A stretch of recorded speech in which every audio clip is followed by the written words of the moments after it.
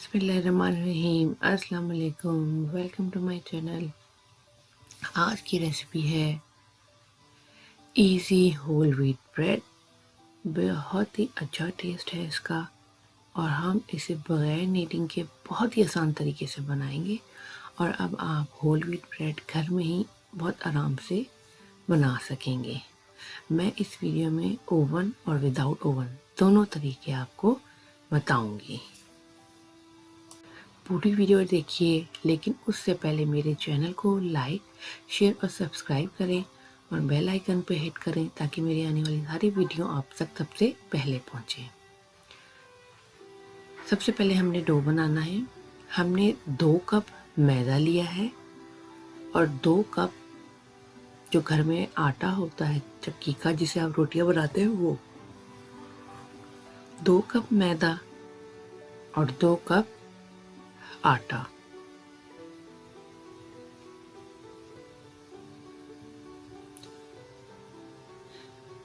अब मैंने दूध लिया है, तकरीबन 250 ml मैंने मिल्क लेना है और तकरीबन 150 ml पानी। इंग्रेडिएंट का जो डिटेल्स है, प्रोपोर्शन, वो मैं डिस्क्रिप्शन में आपको दे दूंगी। अब मैंने इसको जो है वो नीम गर्म करना है। इसमें 1 teaspoon east, 1 teaspoon salt, 1 tablespoon sugar, 1 tablespoon oil डाल के मैंने इसको अच्छे तरीके से मिक्स करना है और मैं इसको छोड़ दूंगी 5 मिनट्स के लिए, ताकि ईस्ट जो है वो प्रॉपर उसमें फर्मेंटेशन हो जाए और वो फूल के ऊपर आ जाए। अब मैंने क्या किया है कि दोनों आटों को मिक्स कर लिया है, मैदे को भी और चक्की के आटे को भी। इसको हमने अच्छी तरह मिक्स करना है। एक बात याद रखें, खाली चक्की के आटे की ब्रेड कभी भी नहीं बनती। होल व्हीट ब्रेड में हमेशा मैदा ज़रूर डलता है, क्योंकि खाली चक्की का आटा खुद से रेज़ नहीं होता, तो इसलिए हम इसमें मैदा डालते हैं। अब हम जो मिल्क वाला मिक्सचर था वो डालेंगे। इसको हमने कोई नहीं गूंदना, कुछ नहीं करना। स्पैचुला या हाथ की मदद से आपने इसको मिक्स करना है। मिक्स हो गया, थोड़ा सा ड्राई है, इसमें 1/2 कप पानी का मैं और डालूंगी। और अगर आपको ड्राई लगे तो आप थोड़ा पानी और डाल लें और इसको अच्छी तरह मिक्स कर लें। तकरीबन 1/2 कप पानी और गया है पूरा टोटल मिला के। अब इसको मैंने मिक्स कर लिया है। इस स्टेज पर 1 टेबल स्पून ऑयल इस पे मैं मज़ीद डालूंगी और इसको अच्छी तरीके से ऊपर इसके मैं कवर कर दूंगी, क्योंकि अब मैंने इसको प्रूफिंग के लिए रखना है। ये देखें, इसके अच्छी तरह अंदर ऑयल जज्ब हो जाए।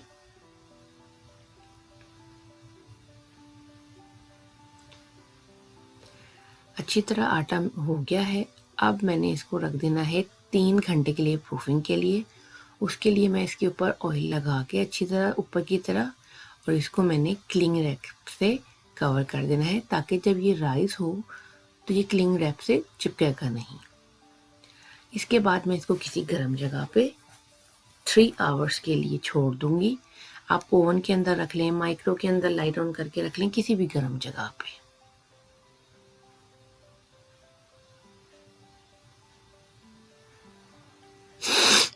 3 घंटे हो गए हैं, ये राइस हो गया है। अगर गर्मी ज़्यादा है तो आप 2 घंटे के बाद इसे चेक करें। अगर आपका राइस होके डबल हो गया है तो आप ब्रेड बना लें। अब मैंने इसको ज़रा सा अच्छी तरह हाथ से या स्पैचुला से मिक्स करना है, ताकि इसकी एयर बबल्स निकल जाएं। अब मैं इसको बेकिंग लोफ पैन में डालूंगी।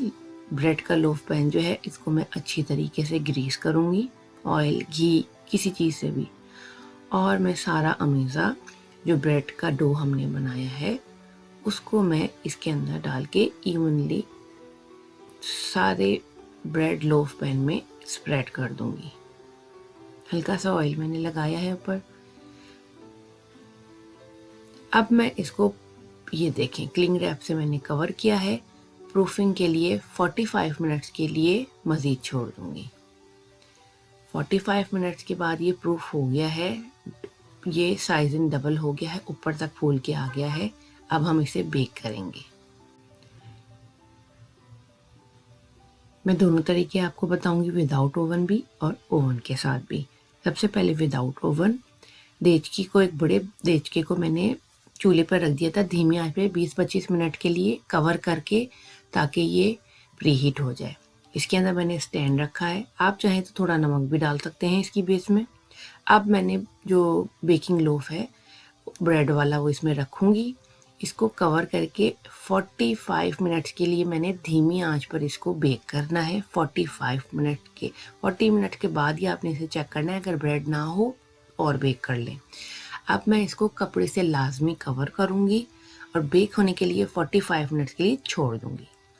अब बारी आती है ओवन की। ओवन में मैं इसे बेक करूँगी 400 डिग्री फ़ारेनहाइट पर 30 to 35 मिनट्स के लिए। 35 में मेरी ब्रेड बेक हो गई है। डिपेंड करता है आपके ओवन पे, आप 30 मिनट्स के बाद चेक रखें। अगर कलर ब्राउन हो गया है, डबल इन साइज़ हो गई, तो आपकी ब्रेड बेक है। अब मैंने इसको गरम गरम पे ही घी, ऑयल, बटर जो भी आपको अच्छा लगता है वो अप्लाई करूँगी और इसको तकरीबन 4 से 5 मिनट के लिए मैंने बेकिंग लोफ पैन में ही छोड़ देना है। 5 मिनट के बाद मैंने छुरी से इसकी साइडों को, एजेस को करना है ताकि ये आसानी से निकल जाए। स्टिल ये बहुत गर्म है। इसके बाद कूलिंग रैक पे मैंने इसको निकाल लेना है।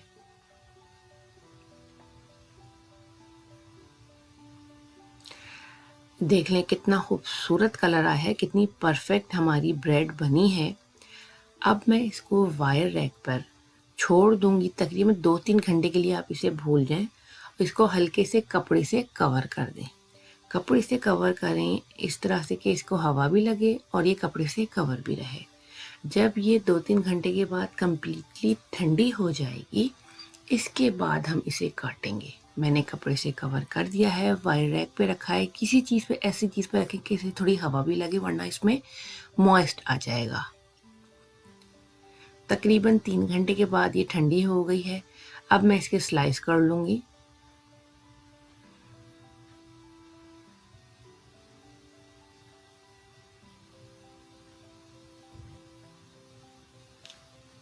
बहुत ही परफेक्ट रिज़ल्ट आया है। मैंने ब्रेड के स्लाइस कर लिए हैं। स्लाइस करने के बाद तकरीबन 5 मिनट के लिए इनको ऐसे ही हवा में पड़ा रहने दें। उसके बाद किसी भी प्लास्टिक बैग में इसे आप बंद करके रख लें। शेल्फ लाइफ इसकी जो है वो 3 से 4 दिन होती है। अब मैंने इसे प्लास्टिक रैक में कवर कर दिया है, तो ज़रूर बनाएं और वीडियो को ज़रूर लाइक करें।